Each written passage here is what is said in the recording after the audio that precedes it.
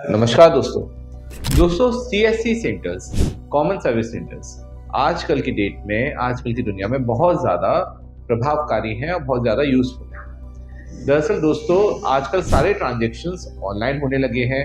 Fund transaction आप कहीं पे भी जाते हैं, कहीं से भी फंड रिसीव करते हैं, आप ऑनलाइन माध्यम से ही फंड ट्रांसफ़र करते हैं, लेते हैं या देते हैं। ऐसी स्थिति में सीएससी सेंटर का रोल बहुत ज़्यादा इम्पोर्टेंट हो जाता है। गाँव देहातों में इनका रोल बहुत ज़्यादा इम्पोर्टेंट है, क्योंकि वहाँ पर ज़्यादातर मामलों में बुनियादी सुविधाएं नहीं मिल पाती हैं, या फिर लोगों को इतनी नॉलेज नहीं होती है कि वो ऑनलाइन फंड ट्रांजेक्शन कैसे करें या रिसीव कैसे। तो ऐसी स्थिति में इन सीएससी सेंटर के थ्रू लोग अपने फंड को किसी को भेज सकते हैं या फिर किसी से रिसीव कर सकते हैं। लेकिन दोस्तों, आज की डेट में इन सीएससी सेंटर्स को चलाना बहुत ही ज़्यादा मुश्किल हो गया है।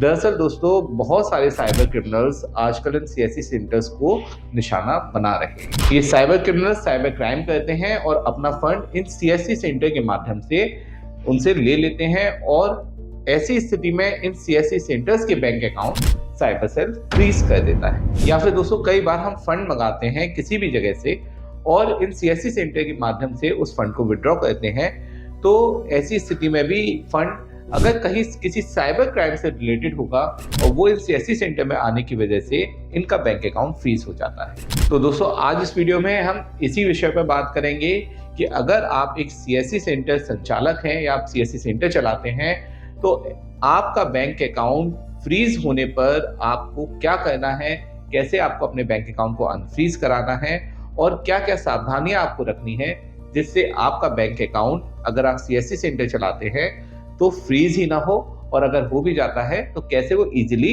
अनफ्रीज हो जाए। वीडियो बहुत ही इंटरेस्टिंग होने वाला है, इसे आप अंत तक जरूर देखिएगा। दोस्तों, मैं हूं एडवोकेट आयुष गर्ग और आप देख रहे हैं अपना YouTube channel online legal centre. Bank account freeze या साइबर क्राइम से रिलेटेड और इन्फॉर्मेटिव वीडियोस देखने के लिए आप हमारी प्लेलिस्ट पर भी विजिट कर सकते हैं। एक जरूरी सूचना और दोस्तों, अगर गुजरात साइबर सेल से आपका बैंक अकाउंट फ्रीज हुआ है तो आपको अब परेशान होने की कोई ज़रूरत नहीं है। आपको कुछ भी लीगल फी एडवांस में पे करने की अब यह आवश्यकता नहीं है। आपका जब अकाउंट अनफ्रीज हो जाए, उसके बाद आप हमारी सारी लीगल फीस पे कर सकते हैं। इसके लिए आप हमारी हेल्पलाइन नंबर पर कभी भी कॉल कर सकते हैं। दरअसल दोस्तों, साइबर क्राइम आजकल बहुत ज़्यादा बढ़ गया है और बैंक अकाउंट अनफ्रीज कराने के नाम पर भी लोग साइबर क्राइम कर रहे हैं। ऐसे में आपसे आपका बैंक अकाउंट अनफ्रीज कराने के नाम पर कुछ भी एडवांस फी ले ली जाती है और फिर बाद में आपको कोई रेस्पॉन्स नहीं दिया जाता है। गुजरात स्टेट में ये काम बहुत ज़्यादा हो रहा है, क्योंकि यहाँ से बहुत ज़्यादा अकाउंट फ्रीज हो रहे हैं।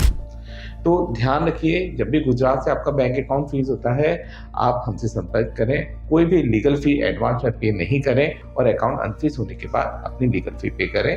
ये हमारा एक प्रयास है आपका हेल्प करने का इस मुश्किल घड़ी में भी। चलिए दोस्तों, अब बिना देर करे टॉपिक को शुरू करते हैं। दोस्तों, अगर आप सीएससी सेंटर संचालक हैं तो आपको उसको चलाने के लिए कुछ सावधानियां रखने की बहुत ज़्यादा ज़रूरत है, वरना आपका बैंक अकाउंट साइबर सेल कभी भी फ्रीज कर सकता है। सबसे पहले तो दोस्तों, आपका एक बकायदा रजिस्ट्रेशन होना जरूरी है। सेकंड, आपको दोस्तों अपने ऑफिस में एक कैमरा जरूर लगाना चाहिए, जिससे जो व्यक्ति आपके यहाँ आते हैं, सर्विस लेते हैं, आपसे फंड रिसीव करते हैं या फंड देते हैं, उनका आप फोटो ले सकते हैं या उनका वीडियो रख सकते हैं, क्योंकि अगर उनमें से कोई भी साइबर क्रिमिनल हुआ तो बाद में पुलिस को आप उनकी वो फुटेज दे सकते हैं। इसके साथ साथ दोस्तों, आप जिसको भी फंड देते हैं, जिससे भी फंड आप रिसीव करते हैं, उसको आप कैश पे पैसा देते हैं, आप उनका कोई ना कोई आईडी जरूर रखें। इसके लिए आप आधार ले सकते हैं या उनका कोई भी ड्राइविंग लाइसेंस वगैरह कुछ भी लें, एक गवर्नमेंट आईडी जरूर लें। दोस्तों, कोशिश करें अपनी सिटी के लोगों को ही, जो आपके एरिया में रहते हैं या फिर आपके गाँव देहात में रहते हैं या आपके शहर में रहते हैं, उन्हीं लोगों को आप ये सर्विस प्रोवाइड करें, उनके ही फंड को ट्रांसफ़र करें और फंड उनको कैश में विड्रॉ करके दें।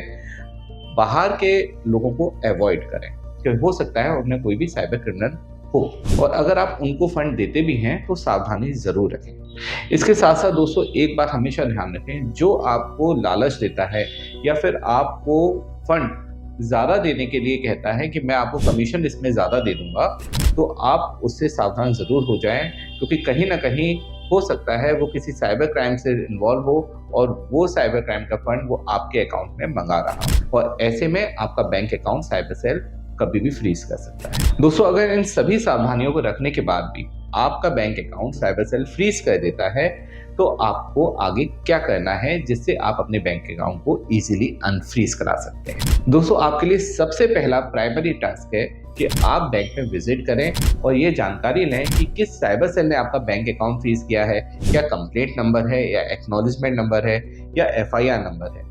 इसके बाद ट्रांजैक्शन डिटेल्स क्या है जिसके आधार पर आपका बैंक अकाउंट फ्रीज किया गया है। दोस्तों, जब एक बार ये सारी डिटेल्स आपको मिल जाती है तो फिर आपको साइबर सेल से कांटेक्ट करना होता है। कई बार दोस्तों बैंक आपको ये डिटेल्स प्रोवाइड नहीं कराता है या समय ज़्यादा लेता है, तो ऐसे में भी आप हमसे संपर्क कर सकते हैं। हम आपकी हेल्प करेंगे ये डिटेल्स आपको प्रोवाइड करा। दोस्तों, एक बार जब सारी डिटेल्स आपको मिल जाए उसके बाद साइबर सेल से कांटेक्ट करना है। साइबर सेल से आप फ़ोन पे कांटेक्ट कर सकते हैं, उन्हें मेल भेज सकते हैं, उनसे सारी बात कर सकते हैं, सारे डॉक्यूमेंट्स उनको भेज सकते हैं।